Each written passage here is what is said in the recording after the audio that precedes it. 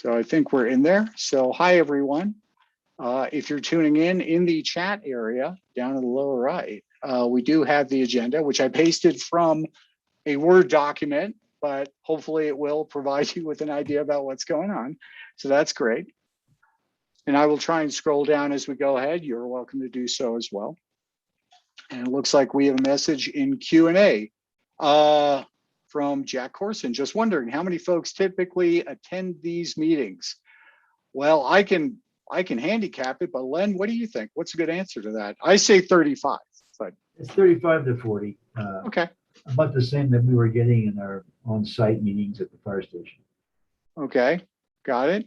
Now, hopefully, we'd have a lot more. But we do have really the metrics. You do have the list of people who sign on at the end. I can have that information for you, Jack, later on if you like. Okay, and we've got.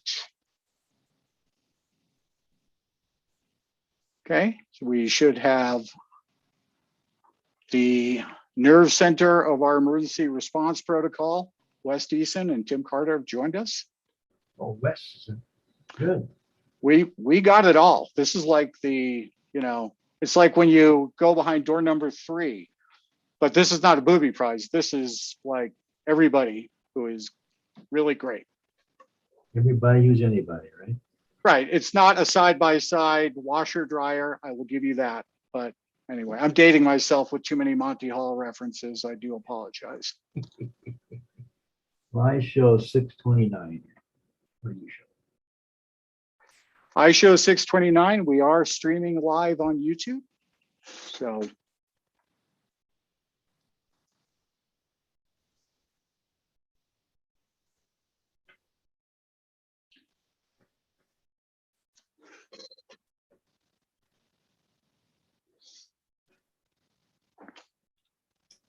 Start. Okay. Looks like we also have a question from Nancy Seelman. Will you chat about prescribed burn on the west side of Munds Park in the forest area?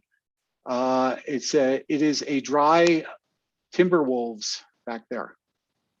Timber wolves? Yeah. Is that from Nancy? Yes. Yeah, I'm sure the chief's going to talk about that in just a second. Terrific. Okay. Okay.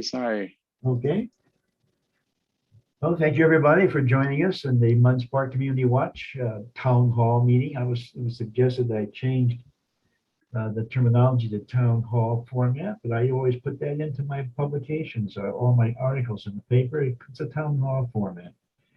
And hopefully this is working for everybody. We do have several presenters who are not going to be here, but I do have commentary from each of them. So we're going to start out with Firewood Fire Department, Chief Josh Toth. Josh? All right, good evening, everybody. Thank you for attending, and special thanks, as always, to the county, especially for taking on the IT duties. Mark, special thanks to you. Got a few things to talk about. I will kind of hit on wildland stuff first. I spoke about our bear jaw fuels cleanup last meeting. That was in March. That was very successful, but moving in past that, since last meeting, we did have some fires near us, kind of putting some smoke in our area. And so that wildfire danger is still on our minds, even though we're deep in a good monsoon season. So a couple of items. I just want to remind people that the fire department does offer Firewise Assessments. Those are free of charge. A couple of firefighters will come to your house. They'll walk your property with you or without you. We can do it either way. And they'll give you some guidelines, some recommendations on what you can do to make your house more firewise. We are a firewise community. We have been so for quite a few years, and we'll continue to keep that rating. Along with that, I think over a year ago now, the county put in for a hazardous mitigation grant for kind of along the same lines, treating some properties in Munds Park that I have selected. That grant we got declined, we got put on the wait list and this and that, and then we finally got awarded that grant. So we found that out a couple weeks ago. The drainage that is pretty much across the street from the fire station has some pretty heavy fuels that runs through the center of the park. That is our target area right there around Cochise and Apache. So we're starting work on that on the background, getting a hold of homeowners and things like that. But you will see our bear jaw crew and some work being done, hopefully through this winter in that area. As far as for prescribed burns west of the park, that is, anything outside Munds Park proper falls on the Forest Service, falls on Coconino Forest. So I don't think we have anyone on tonight from the forest, but they spoke about that again our last meeting. There's a number of timber sales and prescribed burns scheduled that will be happening this year. The timber sales, it'll be machine thinning coming in. That's mostly slated for that west side behind the RV park, connecting to the timber sale that already happened and that thinning that was around the rest area, finishing that, and then crossing the interstate and going kind of behind Frog Tank north of the park, the northwest corner of the park. So those will be timber sills. They'll be hauling lumber out of there to get some of that fuel out of there. And then after that's completed is typically when they go in and burn the slash that's left over and kind of clean up. So hopefully that answers your question, but that's kind of the timeline on that. It's going to be a while this year. They'll be removing fuel, burning probably, we tell people to get used to smoke all year round now because there's going to be prescribed fires all over. But the scheduling on that is so dependent on weather, moisture, and snow and everything else that I can't give you a great answer on that. Next kind of piece of news for the fire department is that we did test for reserves. We had quite a few applicants and we ended up with 4 new reserves. Their names are Bailey, Scott, Ben, and Richard. They have started, they're on shift. They kind of work a part-time shift with our full-time guys. And they have been doing a fantastic job. So if you see some new faces around the park, that's who those people are. And then since last meeting, again, we've had a few fundraisers and events. We had Kids Safety Day. That was pretty successful. It was a little different this year in that we moved it to the church so we could be completely outside because of COVID. We did have about, I would say about 140 to 150 kids come through, and typically we have about 200. That may have been in part due to the rain, like right when we started, it started raining. So we weren't going to complain about that though. So that was great. We also had a blood drive that day as well. We've also done a couple of vaccine clinics that have been pretty successful out in the park over the summer as well. Coming up in the near future, September, we have a pretty busy schedule. The Aegis Fundraiser, which is benefiting our Pinewood Fire Department Auxiliary, will be happening on Saturday, September 4th. That's kind of an all-day event. There's auctions, raffles, food, drink, dunk tanks, all kinds of stuff going on over there. And then September 18th, our Fire Department Auxiliary will be holding the annual golf tournament at the Pinewood Country Club. So if you're a golfer, it's on our website. We have a link right on there. Hop on there and sign up. Lastly, I'll just remind everybody, we are on Facebook, Instagram, so check our social media for updates and things like that when events are happening. And then lastly, our website at pinewoodfire.org. We keep information on there, like if it's a red flag day, burn days, those types of things as well. The very last thing is on our website down at the bottom, we do have Firewise Reporting. So if you're cleaning up your yard, you've done any work around your home in Munds Park, we ask that you go to our website, scroll down the page, that home page just a little bit, and there's a button there that says Firewise. If you click on that, it's going to ask name, address, some contact information, and then it's going to ask either a time stamp of how much work you did or how many bags of debris you removed. You can fill it out however you want. We just need that data to keep our status as a Firewise community. I think that is all I have, unless there's any questions. Yeah, Josh, after the meeting last time, someone asked the question of Andrew Holstad, and I think he didn't know the answer at that time, but when you do the clearing of their in the southwest part of the park, where are the trucks going to stay on forest roads to take that stuff out? So I honestly, they have total rights to forest roads. I know the concern, and I've been asked by community members if they're going to be coming through Munds Park. I would guess that County Public Works would have something to say about that. So I'll leave that. I don't know the answer either, Len, but yeah, they usually typically try to stay out of neighborhoods. Sure. Very nice. Very nice. Well, thank you for that. You know, we've got such a little group right now, and I appreciate everybody putting their questions in Q&A. Please do that if you like. But also, because we did get a couple of comments last time, if somebody would like to speak, you can go ahead and raise your hand. I will give you speaking privileges to ask your question. And we can do it that way as well. So whatever you would like as we go from presenter to presenter. Thank you. Any more questions for Josh before we move on? Okay, next. We have a contingent of people from the Sheriff's Office online. And starting that off would be our Lieutenant Traffic Division, Lieutenant James Stain. James, you're on. Hey, just a note, looks like you have Aaron Dick in the, oh, he is a panelist, huh? I'm sorry. Yeah. I keep switching back and forth. I thought he was an attendee. Okay, there we go, sorry.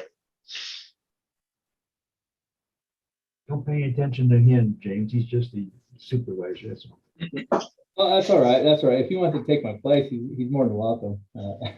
As far as Munds Park goes, I think the traffic, I'm not aware of any flooding issues in that area right offhand. It has not been brought to my attention anyway. So if there are any, you know, hopefully somebody would bring that to our attention. So we could at least get that taken care of through Public Works or you know, at least get it to their attention as well. Traffic, you know, it's the same type of issues that we've had as we had in the past. However, you know, I think I've said this before, you know, the speed signs that the community was able to put together there on Pinewood Boulevard has helped out quite a bit, I believe. I know in past when I would go down there and do specific traffic enforcement, it appeared to slow people down quite a bit. In regards to other things in Munds Park, I'm actually going to refer you all to the new community deputy, which will be Deputy Simonson. I know everybody liked Corporal Luna, and he's a great corporal, but he is going to be moving into our detective division, which we are very excited about. And Corporal Luna sends his regards. And he did brief with Deputy Simonson a little bit today or yesterday, I believe it was, on the community and what's going on there. But so yeah, Deputy Simonson will be your new community deputy. And I think that's really all I have at this time, unless there'll be any questions. Is Adam on? Is he in the meeting? Adam is. You guys hear me? I can hear you. Okay. I don't see a picture of you.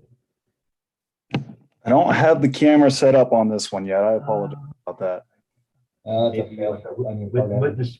witness protection program or something. We can show you. Well, I'll be anxious to meet you, Adam.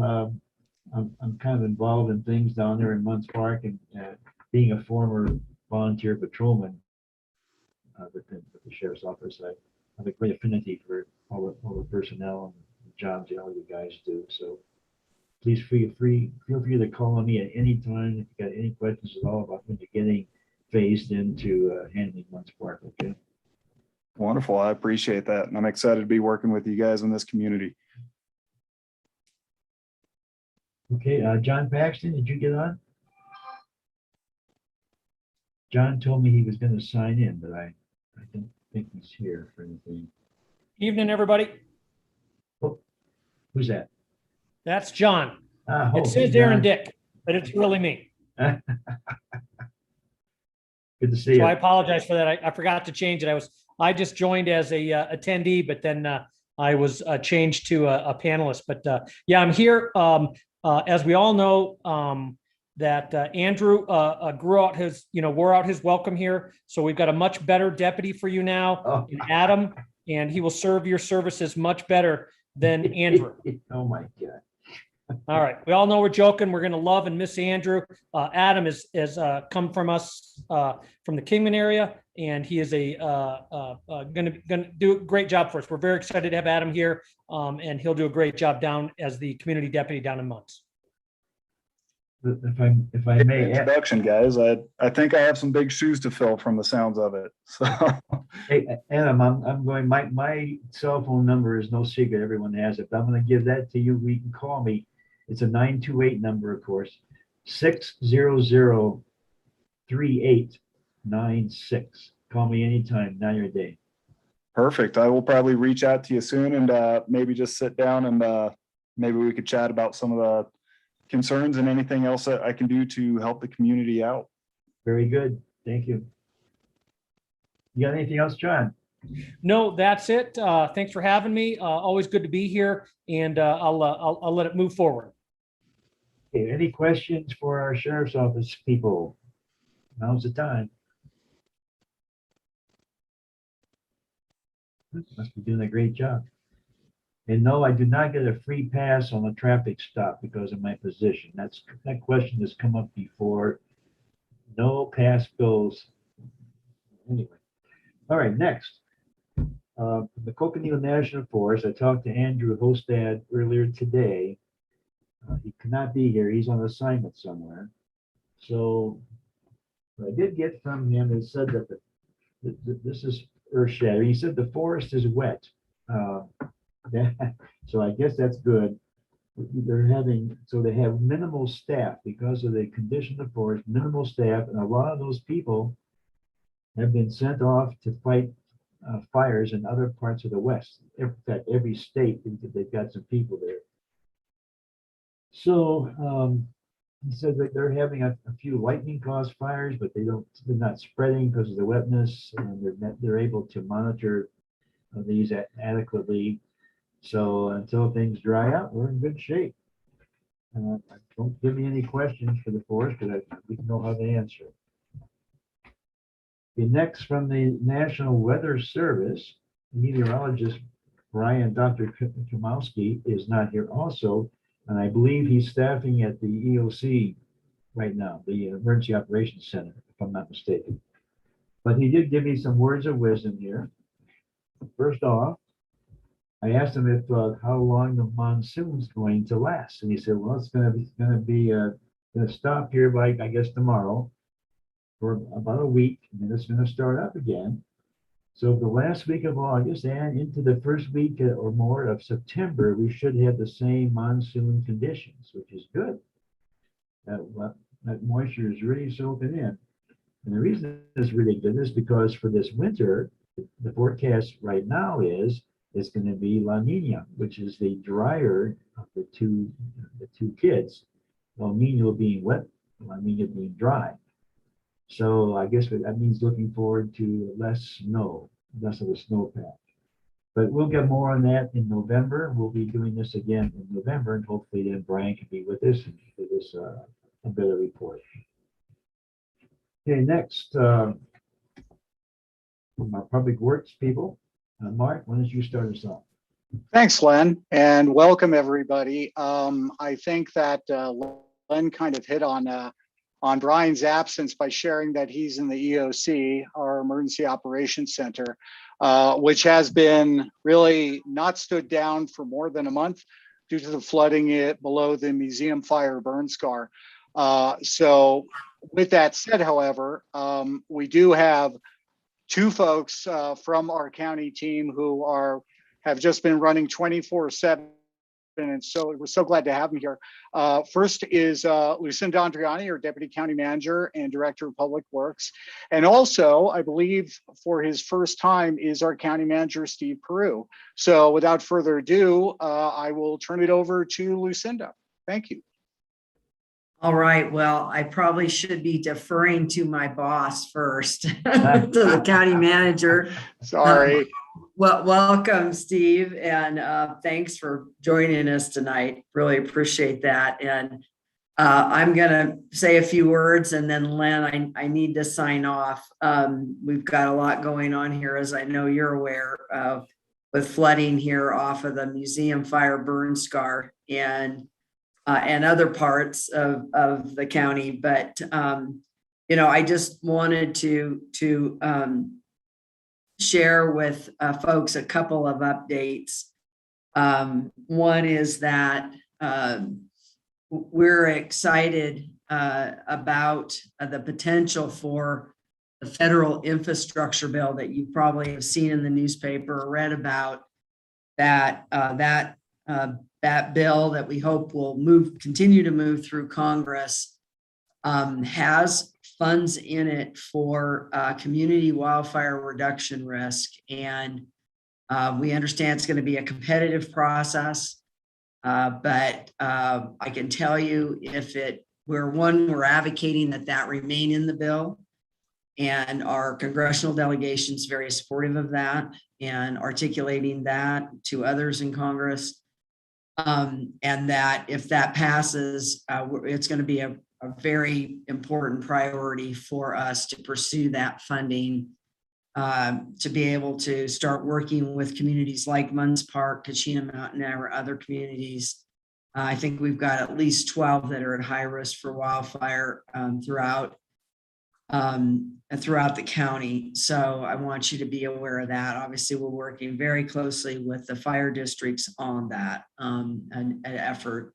So certainly those of you that want to pick up the phone and call your representative and other representatives, that's up to you.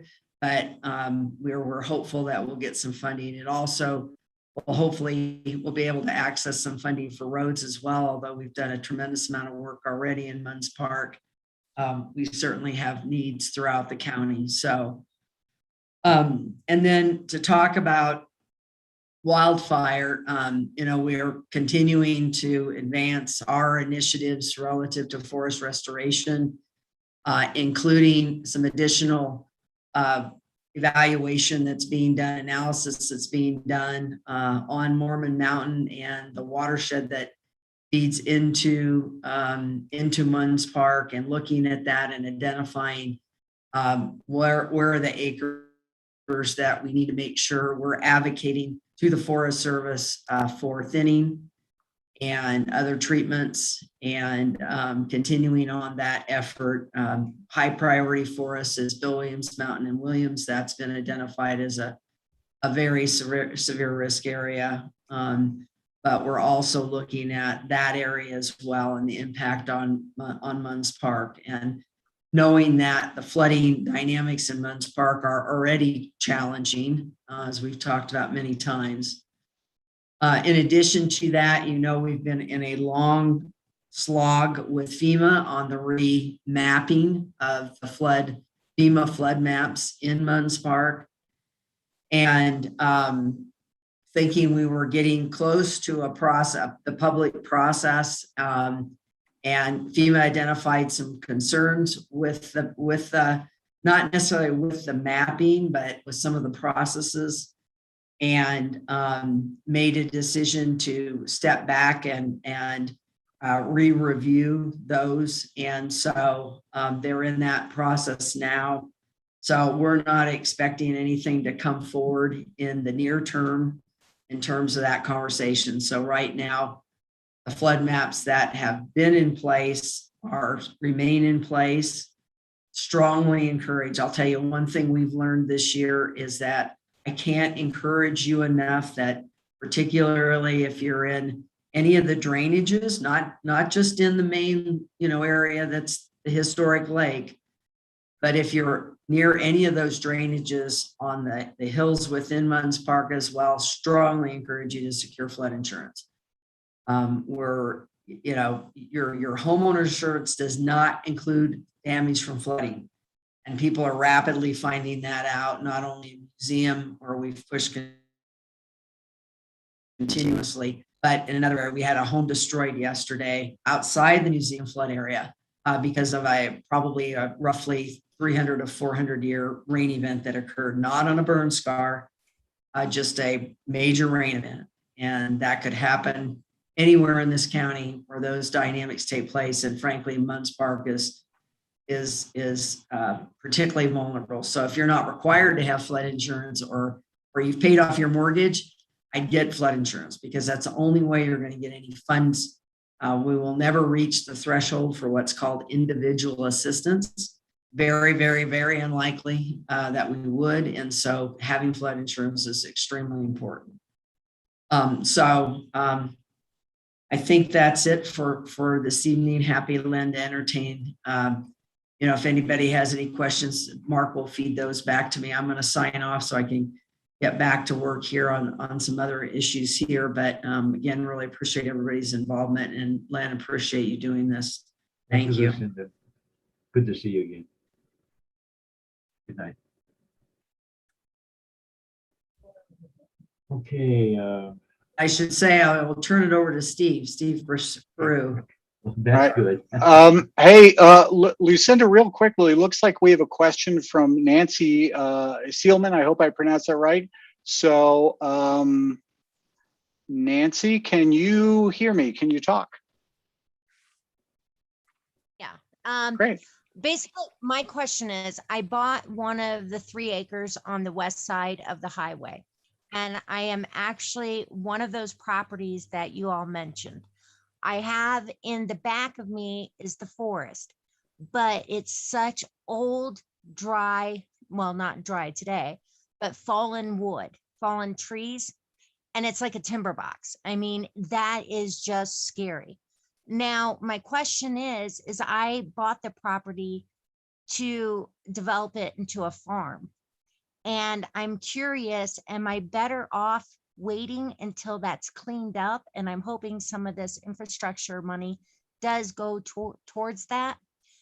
Am I better off waiting to start farming this? Because it's also in the flood plain. So it's a very unique property. But once you folks clean that up, am I going to be more prone to floods, I guess, is one of my questions.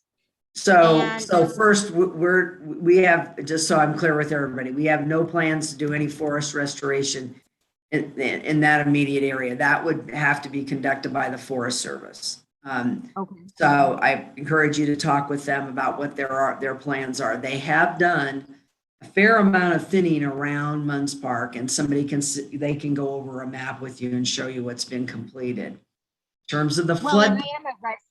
Okay, well, I am a resident. My other property that I live at is actually next to the forest, and they've done a wonderful, wonderful job.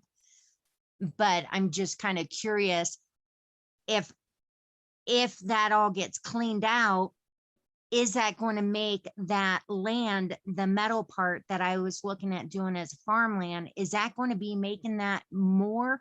So if it's thinned and they take out the dead and down, you may see a slight increase in water leaving that area.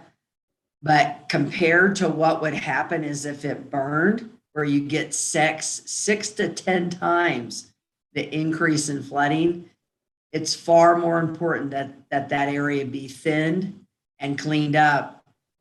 Your risk of flooding off that land it typically would not be, and I'm not going to speak to your specific property, but I'm just telling you in general that is far greater risk if it burns and then floods.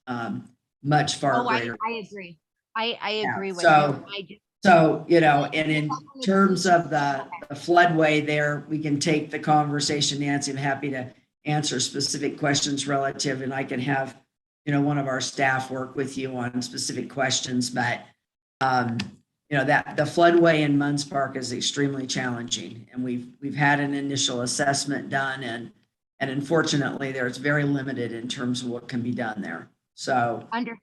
So the FEMA map would probably change as far as once the FEMA maps very likely will change. The original analysis that we did showed some fairly important and significant changes. And so there is going to be an impact on properties. And you can get with John Carr in our community development department, and Mark can get your information. We'll we can email you over his contact information, but he can walk through with you, because right now we can't require people to construct to that level, but we're definitely informing people of best practice of what should be done if you're going to be constructing in that floodplain. So, and where you can and can't construct and so forth. So I appreciate your time. Thank you very Yeah. much. thank Yes. you. Thanks, Nancy. And just so you know, everybody, I did type my email address into the chat. So it's over there. Thank you. Thanks, Mark. So, Steve Brew, you there?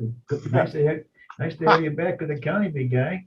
Thanks. It's good to be back. Yeah, Steve Prue, County Manager, and some folks may be asking, well, what is a county manager? So I serve as basically the chief executive for the county for those departments. So Public Works, Community Development, Health Services, Parks and Recreation. We have a number of departments, of course, that are led by appointed department heads. And so the Board of Supervisors hires me to run the daily operations, of course, with a lot of help from the leadership. And then, of course, in county government, our structure is that elected officials are also, of course, part of it. So the sheriff, assessor, treasurer, recorder, superintendent of school, clerk of the court, and the judicial branch are all elected. And so that's the structure, a little bit of County 101. So in terms of just big things at the county, we have several folks from our emergency management team here. Wes is here, and Tim Carter and Sam Beckett. It'd be good for them to provide a brief update. But also with us, the big thing, of course, in addition to working within the county and partnering with the city with post-fire flooding, is COVID. And so our Health and Human Services Department has been busy doing a lot of work with vaccinations. And just want to remind folks that our vaccination schedule is on our website, and encourage individuals to look into that. Of course, our numbers are beginning to climb again, which is not great news, concerned us quite a bit. But again, we want to make sure that the public is aware of all the things that with COVID and vaccinations that are on our site. I believe we came out and did a pop-up clinic a few weeks ago out at Munds Park. And so we can certainly do that again in the future, but just let us know how we can help out. A couple other things happening at this point in time, planning for the county fair to happen again, Labor Day weekend in person. And so probably looking at a lot of precautions with regard to COVID, but our goal, our hope, since we did not have county fair last year, is to be able to provide that this year to the public. And so we're really excited about that possibility. And then a couple of things, which of course are things that don't happen, but every 10 years, and that is the census. So the census, of course, wrapped up last year, the decennial census. And what happens now as a result of census figures coming out, and you may have seen an article in the paper this week regarding the population stats that are coming out nationwide. As a result of the census that takes place, the state goes through a process of redistricting. And so we are participating in conversations as it relates to congressional and legislative redistricting. And so very quickly, what ends up happening is they take the number of legislative districts within the state, they divide that by the total number to end up with an equal number of an equally sized population per district. And so that's happening legislatively. That's also happening congressionally. And so the state website is irc.az.gov, and that's the state redistricting. And so for individuals in the community that want to submit their thoughts and ideas and opinions regarding congressional and legislative redistricting, they can do that on the site. I'll put it in the chat in a moment. And then at the same time, later this year, we'll be going through a similar process for redistricting Board of Supervisor districts.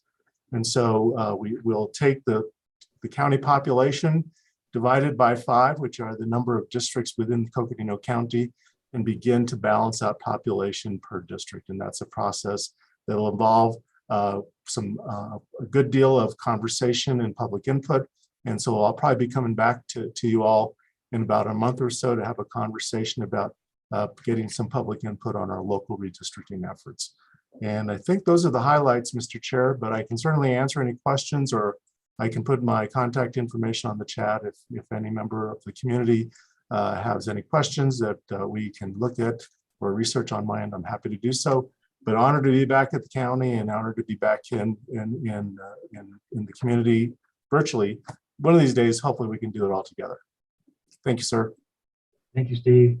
Any questions for Steve before he goes away? All right, well. Well, it looks like Jack Corson has a question. Jack, I'm unmuting you and you should be able to talk now. Or could you go ahead and unmute, please?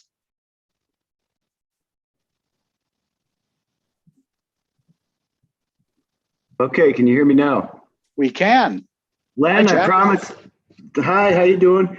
Len, I promise I won't embarrass you. My name's Jack Corson.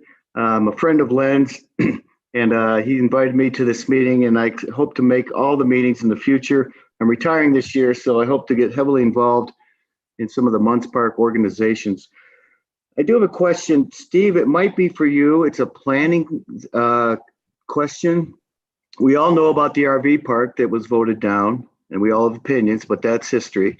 What about that large parcel that is south of Aegis Barbecue? There's been some movement over there. Can anybody talk about what that's planning to be, that group, that parcel? I'm not familiar with that, but what I can do, Mr. Corson, I can check with Jay over at Community Development and get back with you if you want. Can you put your contact information in the chat? Sure. And I will get that information unless maybe Supervisor Ryan may have some background on that. No, I mean, right now, as far as I know, there's no applications in process. We can double check, as you're saying, Steve, in terms of that. But for clarity, Jack, you may know this, but a lot of times folks from general population don't know. The county doesn't drive this. It's private sector on private land, but it's got to match up to our plans. So, you know, once the RV park, and actually that didn't come to planning and zoning. They had an initial community meeting, so they did contact, but they never filed an official application. So that was never denied. It was the owners decided that they were not going to submit an application associated with that. Yes, that was quite a contentious issue. So glad to see it's gone by the way. All right, thank you, gentlemen. Appreciate it. I got your contact information, Jack. I'll get some All right. information. Thank you very much, Steve. Appreciate it. Nice meeting all of you. Thank you. Okay. Now we're going to go to the emergency management person here, our Director Wes Dyson. I'm sorry. There you go. Did you pronounce it Dyson or Dyson? Decent is the official pronunciation, Len, but I answer to most anything. Just don't call you late for dinner. Okay. Yes, sir. Decent is. You got the floor. All right. Well, good evening, all. I'll be brief. We do have Tim and Sam. They both have valuable contributions to the conversation, so I'll be kind of brief. You know, as you have obviously been watching, the flooding situation in up in Flagstaff proper has been very consuming at this point in time, and fortunately hasn't really directly affected Munds Park, which is a good thing. Let's hope it doesn't, or you don't get a storm that causes you some problems.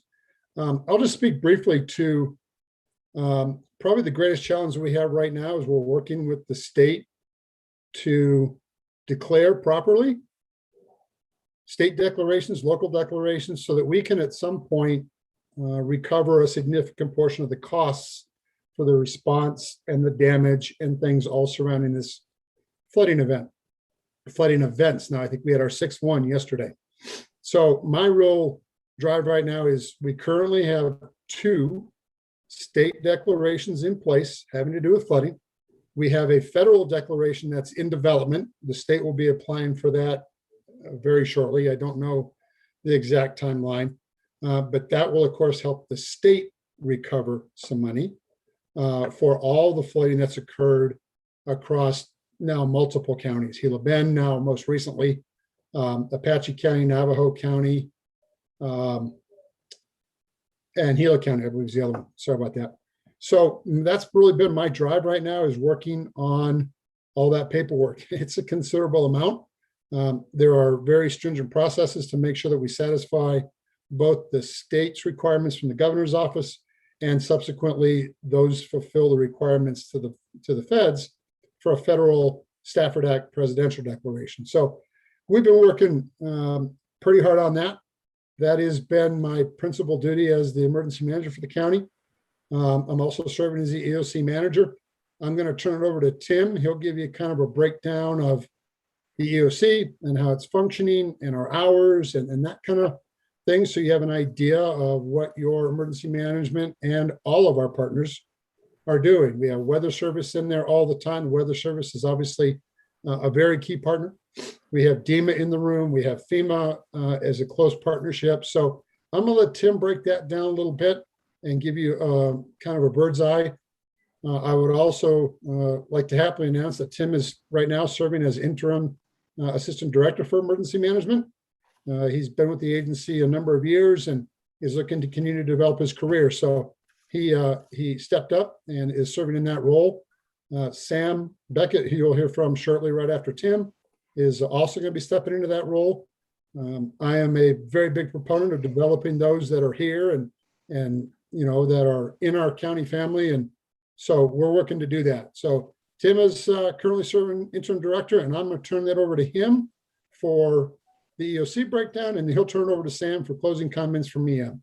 Thank you, Lynn. I appreciate the invite. Thanks, Wes. All right. Good evening, everybody. It's good to see some familiar faces and names out there. As Wes mentioned, we've had the EOC active for what seems like an extremely long time for us now, but from COVID to wildfires and now the flooding.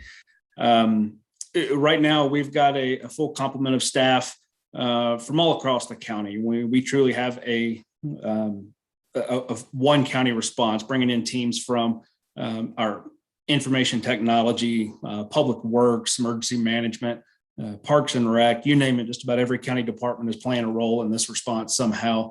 And on top of that, we've brought in a lot of officials from the city. So we really have a joint, great team from both city and county, kind of managing a lot of the flood response that we have.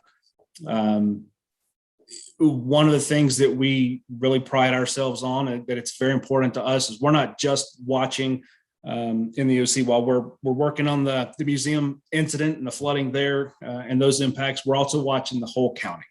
Len, as you mentioned earlier when you started, Brian from the Weather Service, he was sitting in the room with us all day today. And as storms were coming through the Munds Park area, we're kind of nudging Brian, like, hey, tell me more about that. What does it look like? Give us an update. We're able to track a wide variety of stuff simultaneously. So we've got a really talented team that's able to accomplish that. So feel free to reach out to us and let us know. Outside of the EOC, one of the big things that I've been excited about is with a lot of the COVID testing and vaccine events that County Manager Peru mentioned. We've been down in the communities a good bit. Really enjoyed getting to see everybody again, getting to see some new friends out there. We'll be glad to come back out for those if you're looking to set up another vaccine event down there.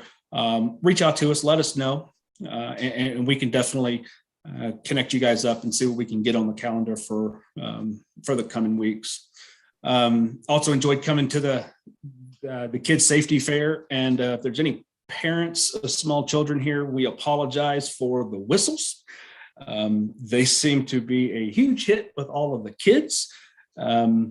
Those of us with aging ears, not quite so much. So great to see all the kids out there. And then finally, before I kick it over to Sam, as Chief Tope mentioned, the hazardous fuels mitigation grant that we filed, it was back in 2019, early 2020. We hadn't forgotten about it. We submitted all that.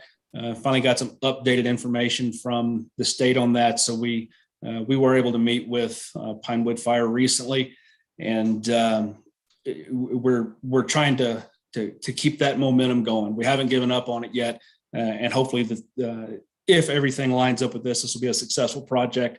The first successful project of many to come. So we're excited about that. And as John Paxton said, yes, we need more cowbells. We'll reach out and see what we can do there. But yeah, I guess I would be remiss without any other any event we go to. I always have to pitch the emergency notification system. And Lynn, thanks so much for all your help in keeping that out there and encouraging people to register for that. So please make sure you go to that coconino.az.gov/ready. Go ahead and get signed up for those emergency notifications so we can reach out to you. We appreciate all the help for that. And yeah, just looking forward to seeing you guys in the community. If you need anything in the meantime, feel free to reach out and let us know. We're here to help you guys. So however we can. Thanks, Tim. So I will pitch it over to Sam. He can give you more of a boots on the ground response to the museum flooding and some other exciting info on PW and emergency management. We need to answer Jack's question here. Oh, am I on location? I wish I was on location. I wish.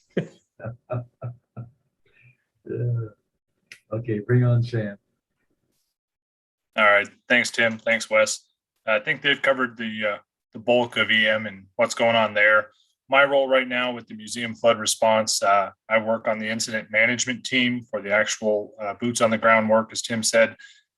My job is to make sure that we're planning and coordinating for all the pieces that tie this all together so we can be successful in our operations, in our long-term mitigations as we move forward.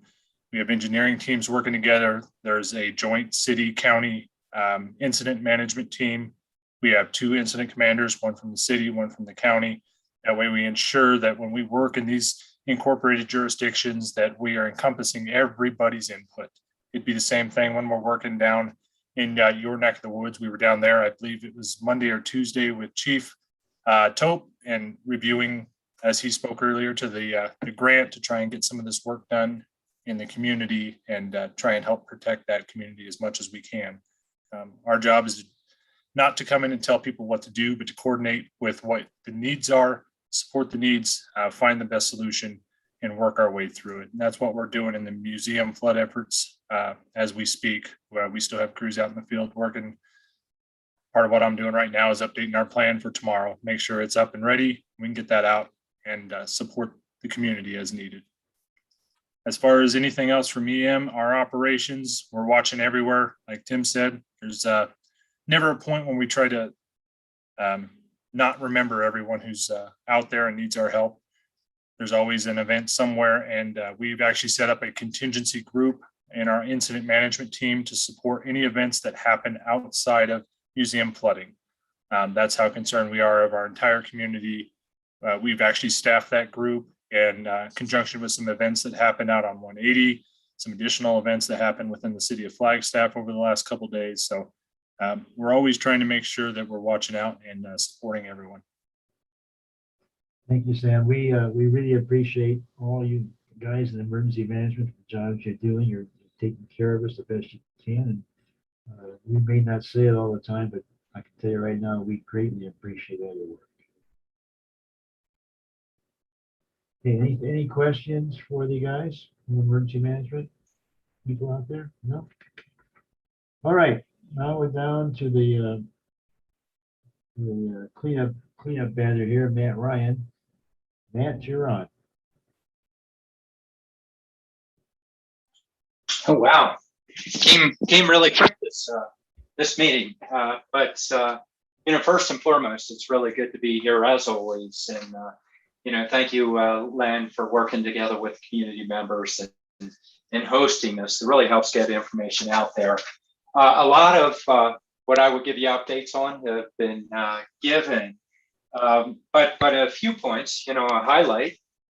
Today, Greg said he was tired. Well, he was interviewing. He's one of the finalists for our, oh my gosh, can't even think of the position at this point, Government Affairs Director. At this point, Steve will be taking a look at that and evaluating and determining where we are. So good news is if Greg gets it, he'll be staying with us, moving in a different capacity. Good news is if he doesn't get it, he stays with me and it continues to help out the community. So always, you all know Greg. He's a good guy, works real hard, and is pretty much my right hand. If you're talking to Greg, you're talking to me. He and I talk about everything that's going through. I was taken aback. I went to a meeting in Belmont the other day, and I got called out, and it's been the first time in a long time.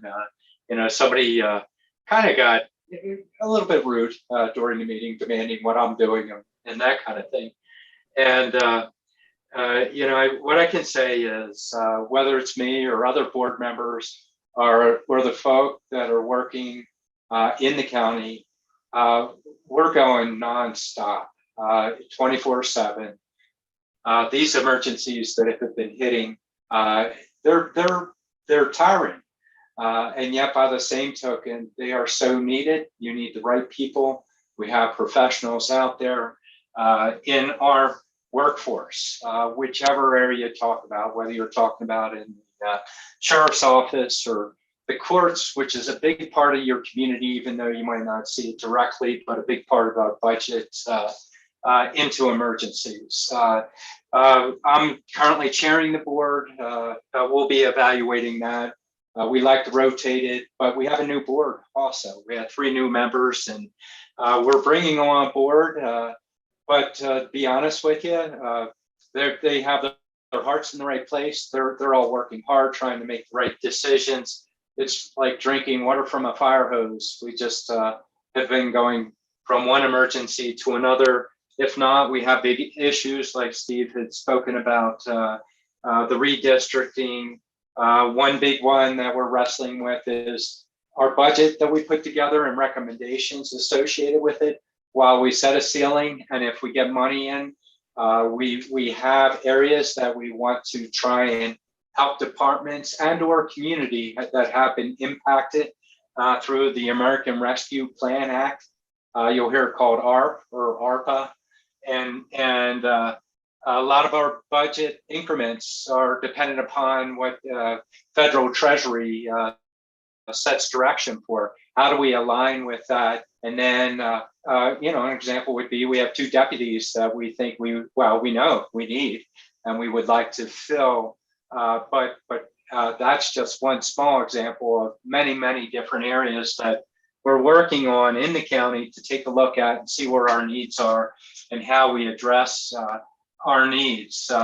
As had been mentioned by the fire chief and by Tim and I think Wes, somebody else mentioned it, maybe Lucinda. Our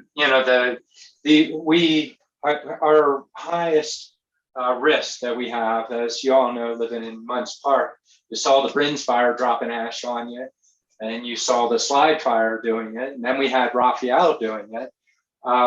We live in a fire-prone area, so fire is our greatest risk, and also the flooding that comes as a result of the fire. And that's what our folks have been doing nonstop. We've been talking about it. We brought hydrologists on, we brought engineers on. We use science for what we're doing. And actually their projections of what and where and how the water would run were very accurate. The water is being channeled well. Although there are times you get events that nature can supersede even what you attempt to address. That we're saying maybe a 200 or 500 year flood versus a 25-year flood, and usually planning's associated with a 25-year flood. Even so, mitigation efforts we had that we put in rapidly that we worked real hard to get federal money for. We were able to do in Mountain Eldon Estates upstream, and we did that after and during the Schultz flood. That we actually, our efforts were very successful. We learned from it. Those have been very effective, as well as the sandbagging routes throughout the communities, predominantly Sunnyside over on the east side of Flagstaff. So they've been working on that, but while we're doing it, we have our Health and Human Services that are working with impacted community members from COVID, and the change in the economy, as well as businesses, as well as health. And vaccinations, you all took science. You've learned from history, this thing called the plague. It's not like the plague, but behavior at a microbial level is mutations occur rapidly. You don't get the vaccination, it helps that particular bug prevail. It can mutate again, and then it could become a greater threat. And unfortunately, we don't have a lot of people at the level that we need to have getting their vaccinations. The fair, as Steve had noted, we're going to have vaccinations present at the fair. If you have friends visiting or you want to go up and stop and get your shot and get your vaccination, who knows, maybe boosters will be recommended by that time also. That'll be available. As Steve had noted, redistricting, we do a lot of work at the state level because we have impacted communities. What will be happening with it based on the census? And then, as he noted, we are starting the supervisory redistricting process in the next couple of weeks. By the end of the year, that's the deadline the state set. We doubt them reach that date, but we're supposed to have our maps ready in December. So we will be reaching out to the community so you can provide input on communities of like interest is an area, forest-based issues is an item. So to be honest with you, we really don't get political at our level. We're looking at our communities, taking a look at what our needs are and how they relate to each other and commonalities associated with it.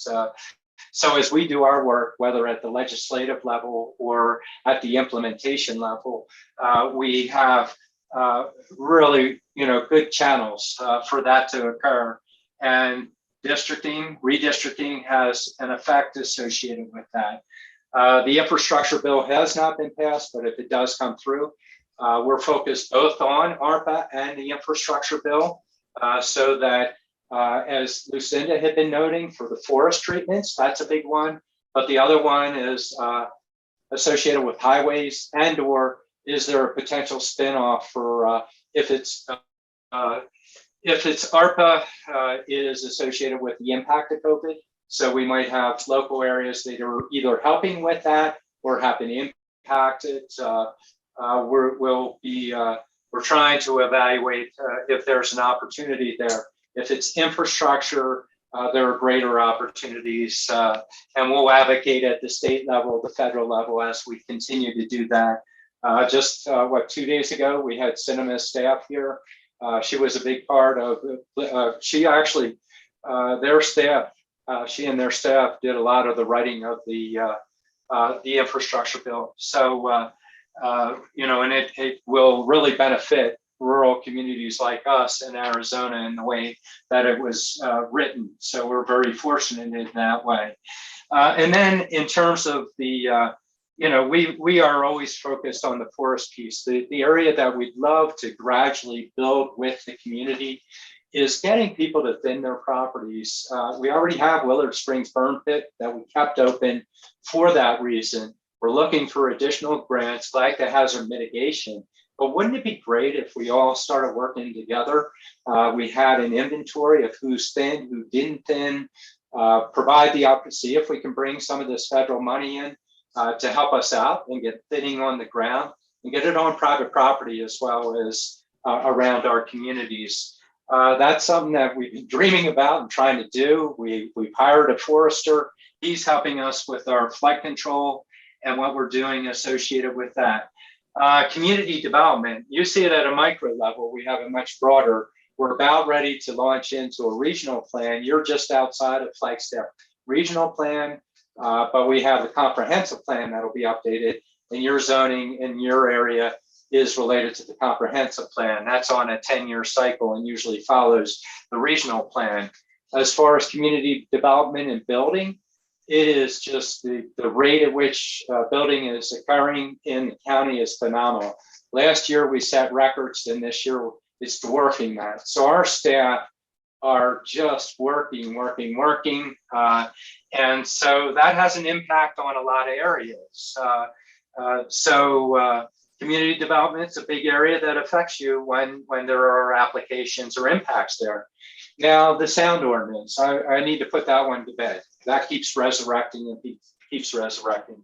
First and foremost, there was a conditional use permit granted for a bar. They played music outside because of COVID, but also were granted that opportunity through a hearing process, which everybody had a chance to go to and give input on. And they were allowed to do that. Well, it was new, and some people didn't want to hear it. They're used to quiet at certain times. And so we had complaints coming in. Complaints were referred over to the sheriff's office if it were just more of a disorderly circumstance, really impacting the community. That was evaluated. It had not reached that level. At community development level, they were meeting all their requirements. As far as the sound ordinance, the Board of Supervisors took a look at doing that 5 or 6 times while I've been on the Board of Supervisors. The level of service that we would need to provide for a county this big and the variability in an ordinance would be quite challenging. And also the neighbor arguments of what's perceived as loud and not perceived as loud would take an extraordinary level of work associated with it. We're struggling to fill many positions, including zoning enforcement right now. If it were to happen, it would be initiated by Board of Supervisors. I could tell you we are not going to do it. The other piece of why there was a desire to get a sound ordinance was so that for those that didn't like the sound of the music coming from the bar, they could then use a tool. That bar has a conditional use permit that has been granted. They would be grandfathered in. So the solution by trying to do a sound ordinance would not be effective for the desired outcome for that particular circumstance. So I'm not going to ask for a sound ordinance. Our staff is working at extraordinary levels right now on what they're doing. There is a conditional use permit. Yes, it does put out sound, as do highways, as do vehicles. If it reaches a point that it's beyond, we do have other measures to look at that. They've been tried. It's been evaluated. It's been found that there have been no offenses in that way. And so just one other piece that I do want to bring note to, and this is more of the fire community. Dirk Foreman has been fire chief at Highlands Fire Department, works together with Pinewood Fire, with PFAC. He is retiring, and we will recognize him this board meeting in the beginning of September 7th. So for a lot of people that work or volunteer, that would be it would be nice if people could chime in and or just pass a note over to Dirk. One last piece, which you are absolutely wonderful with in your community, is volunteers. If there's anybody that can help provide relief during an emergency, it's volunteers. If anybody's interested, please reach out to our offices and or our emergency operations center, and they can line you up with areas that we could use some help. I went on a little bit. There's always a lot going on, and we barely even touched the tip of the iceberg for everything that's happening out there. But we have a beautiful county. You have a wonderful community. We really appreciate the opportunity to provide you information. And thank you, Len, and everybody that's attending. Thank you, Matt. All right.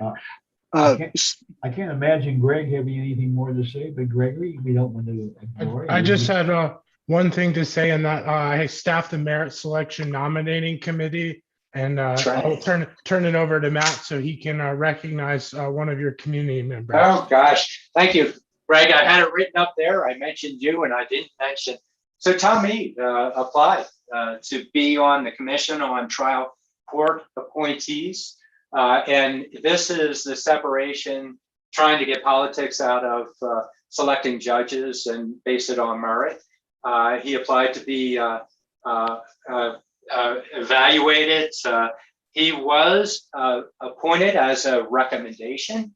The recommendation then goes to the governor's office. Governor's office doesn't have to honor it, but traditionally they will honor the recommendations that do come from the local boards that are created. And I could say you also have a member, Dick Drennan, that sits on the committee that evaluates and makes these recommendations. So a real good congratulations goes out to Tom. Thank you, Gregory, for reminding me for the third time tonight on that one. Tom, and you all know Tom will do a great job in that role. Right. You gotta promise not to keep Tom too busy because he is one of my main volunteers for everything we do here in the park. All right. Supervisor, it looks like we do have a question from Nancy again. Nancy, you should be able to talk if you unmute yourself. Okay, thank you. Welcome. My question was for Matt. Len, I'm not sure of the name of the group of folks that came out and collected all our green waste. It seems like it had bear paws or something like that. But where my question is, can the people that live next to the forest, can we start cleaning up the forest by grabbing all this dead wood on the ground? Can we, some people would use it for firewood. And since Willard Springs is free, can we take it out there? So, I understand money isn't infinite and we want to put a lot of faith in this infrastructure plan money, and there may not be enough money to do this, but can the community do that? Short answer, Len could answer probably better than me because this comes up on about every other meeting, but you can't just go out and maintain the forest. You need to work with the Forest Service to do that. It's a little tricky on doing it. So that would be coordinated that kind of way on that, and usually they handle that. So the short answer is no, unless you're coordinating with the Forest Service. But it seems like the signs say Coconino County Forest. That's why I assumed you're the person to ask. Yeah, it's so we have multi-jurisdictions. It's a national forest, federal government, the Coconino National Forest, and we share a name in common, Coconino County. That forest, most of that forest is within our county, as is the Kiowa, the Apache Sitgreaves, and a little bit of the Prescott. But yeah, it's coordinated through the Forest Service in that way. Nancy, please call Chief Josh Tope at the fire station, and he can give you the ins and outs on that kind of stuff. And he would coordinate with the Forest Service about doing anything at all. So my recommendation would be to call Josh and see where you are legally and practically on that matter, okay? Yeah, I appreciate that because it just seems like, we as a community, which we do well as a community, can help out the county, just doing little things like that. And while Willard Springs is taking this stuff and it's free, it just seems like a win-win for everyone.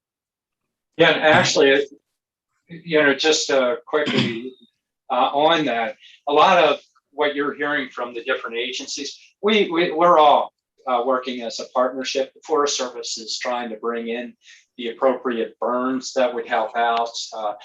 Again, they work together. The Bear Jaw Kuro is an answer. I think Josh would be better to supply, but we partnered with them with the Willard Springs. Willard Springs is a permit through the Forest Service, so they grant us that. So the forest has been a great partner in that way, but we have to work through each agency's processes. Josh, you could probably answer, other more specifics. Yeah, no, you did a great job. So Nancy, we're basically surrounded by federal land. We're surrounded by the forest. It's not county land. They have some agreements that you can go and work on their land, but the main thing is for thinning to be accomplished, there's a big dollar amount to that. grabbing a few sticks out of the forest. I get your idea, and that's great. They do frown upon that, and they will charge you for that. It's happened in Munds Park. As far as bear jaw doing work in the forest, that has to be a federal contract. It's called a Good Neighbor Partnership Agreement. We've been trying to do that for about 5 years. And they keep telling us basically just wait because we have all of those timber sales happening. So they basically, for them to remove that fuel from the land, the amount of money it costs in people, fuel, machinery, and everything, they sell it. They sell it. A contractor comes in, does the work. He makes a small amount of that off of that because our timber is not that good. Right. They transport it, they take it away, and then we can start our work in there. So that's kind of how it works. If you want to call me, definitely at the station, it's 928-286-9885. And I can talk you through more specifics. Yeah, that'd be great. Cause I'm just looking at the stuff that's fallen. You know, and that's the stuff that concerns me the most. And I would just think that we need better negotiators here because this is a win-win for everybody. I don't want a forest fire. Nobody in this community wants forest fire. The state doesn't want a forest fire. I mean, this stuff costs so much more money if there is a fire and houses start burning and communities destroyed. It just makes sense that if you have volunteers out there that are willing to pick up the forest and clean it up. I mean, why can I pick up a piece of trash? Why can I pick up, you know, bottled waters and all that other stuff? And that's, you know, that's okay. But I can't pick up, you know, nature's trash, which is a big problem. Nancy, you sound so eager to pick up stuff. How about you join? I am. I'm ready to go. I'm ready to clean. Join us on the next Adopt a Highway pickup, which is in September that I do for part of the Business Alliance. I'd love to have you out there in the highway. You can't believe the stuff you find alongside the highway. Oh, I know. I pick up in the forest all the time, especially my daughter. So I'm just curious if we can have better negotiations with this. That's why I thought Matt might be the person for this. You know, you have volunteers cleaning up the forest. You know, even I would even use my trailer to go take this stuff to Willard. You know, I'm even volunteering my vehicle, my trailer. You know, it's free to the state, to the county. It helps everybody. So just check with Josh before you do anything, and you'll keep on the straight and narrow, okay? Yes, I appreciate it. Thank you very much, Len, for all you do. One idea could be getting a fuel wood permit, and then you could gather firewood. Oh, that's brilliant. Yeah, I was going to mention that, Gregory. So you can go on Coconino National Forest, just Google that, pop on their website, go to Firewood Permits. There's free permits, which is collecting rubbish off the ground, like you're saying. And then there's paid permits where you can collect up to, I believe it's 4 cords of wood. What you do with it is up to you. If you're taking it and dumping it Willard, if they're accepting it, I guess that would be allowed. But yeah, I can walk you through that and show you those rules and kind of the hoops you got to jump through. Awesome. Thank you. Well, no, I appreciate just that. 4 cords of wood. You know what? That's getting cleaned up. Thanks, Josh. Okay, does anyone have anything else here? We've got a few minutes left. We will be doing this meeting by Zoom in November 17th, same time, same station. That's because of the COVID spike. And then because in the 15 years I've been doing this, we canceled the February meeting half the time because of weather. So we might as well just plan on doing Zoom in February. And hopefully we'll look at May for maybe being in person again at the fire station. First, Josh, you're the last word on that. You know that. So if no one has anything else, we'll close the meeting. Thank you again, everybody, my presenters, the people who checked in. I've given you my number. For any other questions, I'll do it again, 928-600-3896. Call me anytime. I usually sleep between 2 and 5 in the morning. Hey, Len, it looks like our very own Adam Simonson has his hand raised, which is great. Hi, Adam. What's going on? Hey guys, sorry to jump in right here at the end. I wanted to piggyback off of what Matt was saying. He had touched on the noise ordinance and the opinions there. I just wanted to touch on that a little bit from the sheriff's office perspective. We have received numerous complaints about the noise ordinances, specifically the permits.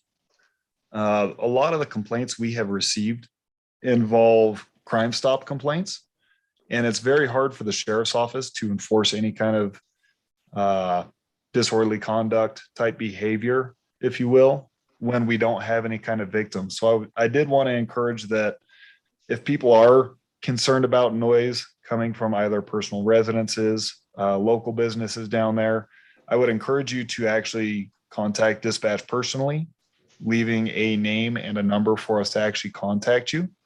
Again, the big issue we have for us to enforce any kind of criminal act in that area is to actually have a victim responsible to the call.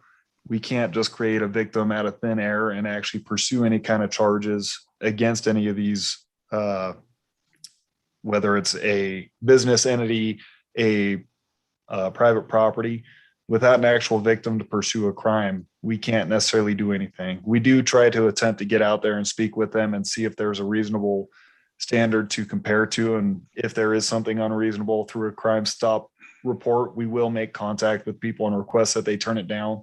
But to actually have any kind of enforcement power and pursue charges in any particular case, we actually have to have a victim. So I would like to encourage anybody that's been utilizing Crime Stop and that's being fed up with any kind of noise issues, potentially contact dispatch and provide us your information. Yeah, this is Len. If you would call me offline, if you would call me, I've got probably some information that might help you on pursuing some of this stuff. I don't want to put it on this Zoom presentation, but when you have a chance, I'd like to come down when you're on duty, whenever you're working, whatever shift you're working on, and we can get together for a few minutes and talk, okay? Absolutely. And I do look forward to doing that. Hopefully maybe the beginning of next week, I'll try reaching out to you and we can discuss some of those issues and anything else that you guys would like to see covered on future meetings from us as well. Very good, Ed. Thank you so much. And Thank you.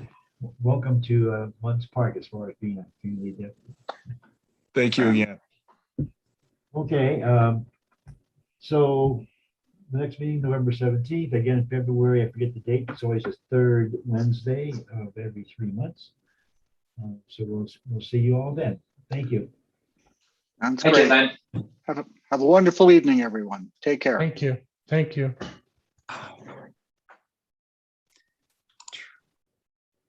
Are you still on with me, Mark?